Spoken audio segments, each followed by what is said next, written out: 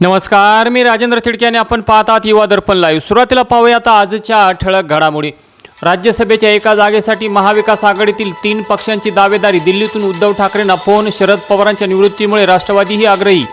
जालन्याचे खासदार कल्याण काळे दुबईत अडकले। इराणच्या हल्ल्यामुळे युद्धजन्य परिस्थिती।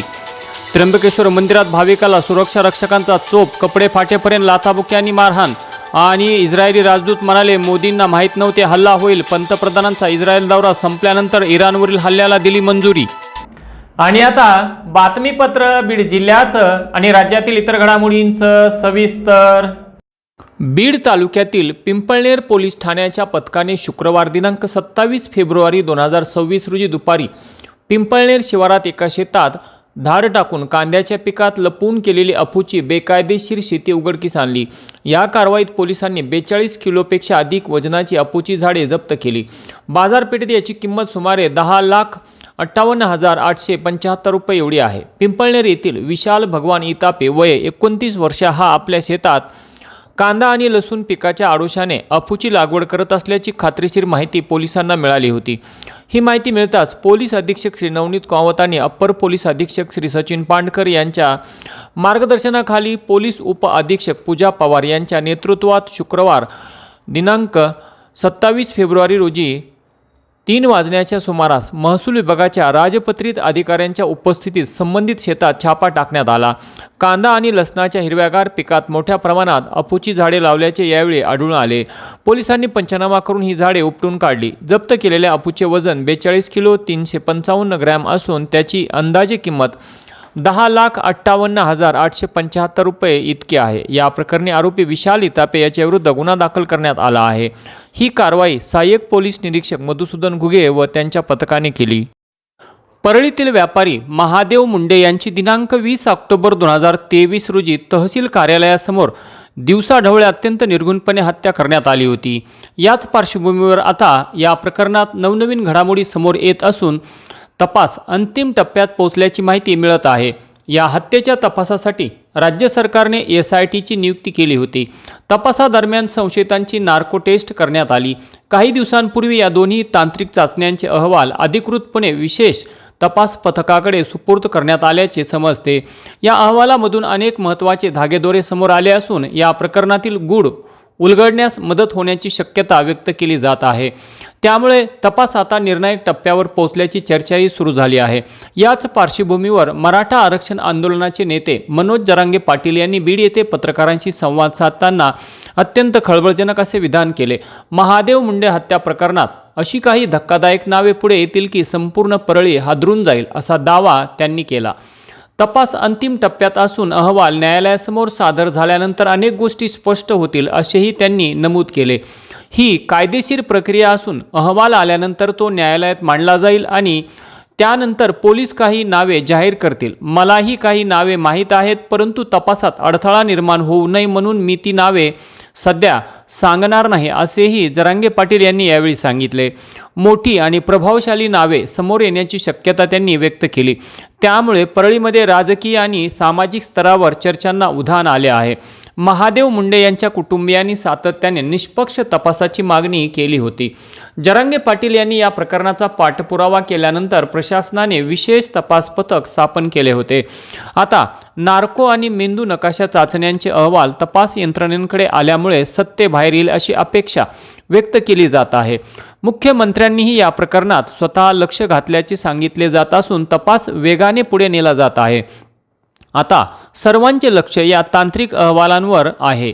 या अहवालांमुळे कोणाचे पितळ उघडे पडणार, कोणावर कारवाई होणार आणि मुंडे कुटुंबाला न्याय कधी मिळणार याबाबत उत्सुकता वाढली आहे। पुढील काही दिवसात न्यायालयीन प्रक्रियेनंतर या प्रकरणातील सत्य बाहेर येण्याची शक्यता असून सर्वांचे लक्ष आता या तपासाच्या निकालाकडे लागले आहे। हे नाव भयानक आता पुढे आले। परळी हादरून जाणारे, हादरून नार्को टेस्टचे असेल, ब्रेन मॅपिंगची असेल, ही प्रक्रिया होणार आहे आणि ती अहवाल आल्याच्या नंतर तो कोर्टापुढे सुद्धा सादर होणारच आहे।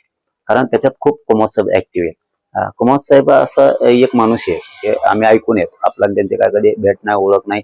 कुटुंबाने मागणी केली, आपणही मुख्यमंत्र्यांना सांगितलं की हेच पारदर्शकपणानं चौकशी करू शकते तर हेच पाहिजे।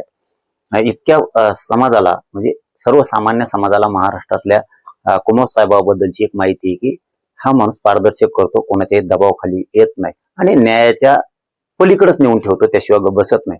म्हणून तो अहवाल आल्याच्या नंतर एकदा कुमार साहेबांच्या हातात पडला की तुम्ही कल्पनाही करणार नाही अशी नावं जाणार आहे. पण मी त्याच्यावरती मला माहित असून सुद्धा काही गोष्टी मी बोलणार नाही आता की घडणार माझ्या मुलींच्या तपास होता किंवा लावून नार्को टेस्ट पर्यंत आणला, SIT पर्यंत आणला, मुख्यमंत्र्यांचे त्याच्यात स्वतः लक्ष घातलंय, इथपर्यंत तो विषय आणून ठेवलाय. पण तपास यंत्रणेला काही अडचणी येऊ नयेत म्हणून आपण प्रत्येक गोष्ट बोलून दाखवावीच असं काय नसतं. तुम्ही शांत डोक्याने सुद्धा कार्यक्रम चांगल्या प्रकारे करू शकता. धुलीवंदन साजरे करण्यासाठी रिसॉर्टवर जाणाऱ्या तरुणांच्या कारला भीषण अपघात झाल्याची घटना आज सोमवार दिनांक 2 मार्च 2026 रोजी पहाटे बीड शिरूर रोडवरील नागऱ्याची वाडी येथे घडली.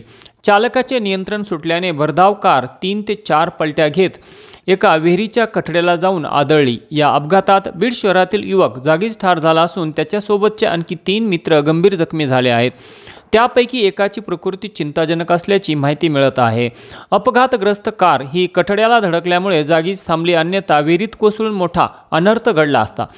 बीड शहरातील रामतीर्थ परिसरातील कृष्णा जालिंदर मुळे वय 22 वर्ष हा तरुण आपल्या मित्रांसोबत धुलीवंदन साजरे करण्यासाठी पर जिल्ह्यातील रिसॉर्टवर जात होता.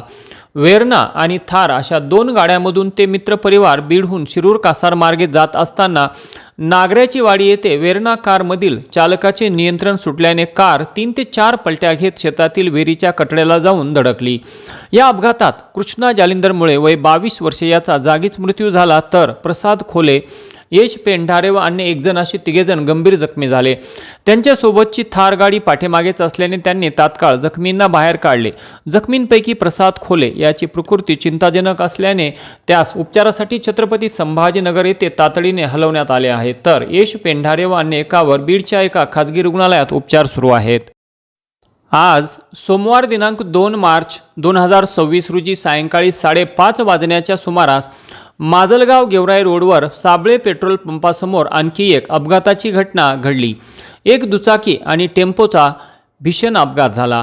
या भीषण अपघातामध्ये फुले पिंपळगाव येथील रहिवासी श्री रावसाहेब ताराचंद सामाले वय 50 वर्षे हे जागीच ठार झाले, तर त्यांच्यासोबत असलेले 1 जण गंभीर जखमी झाल्याची दुर्दैवी घटना घडली. ऐन होळीच्या सणादिवशी सदर घटना घडल्याने फुले पिंपळगाव परिसरात हळहळ व्यक्त केली जात आहे. आणि याचबरोबर आजचं बातमीपत्र संपलं. उद्या पुन्हा भेटू काही नव्या आणि ताज्या घडामोडींसह. तोपर्यंत पाहत राहा युवा दर्पण लाईव्ह चॅनल. लाईक करा, सबस्क्राईब करा आणि खाली दिलेल्या बेल आयकॉनला प्रेस करा. तोपर्यंत नमस्कार.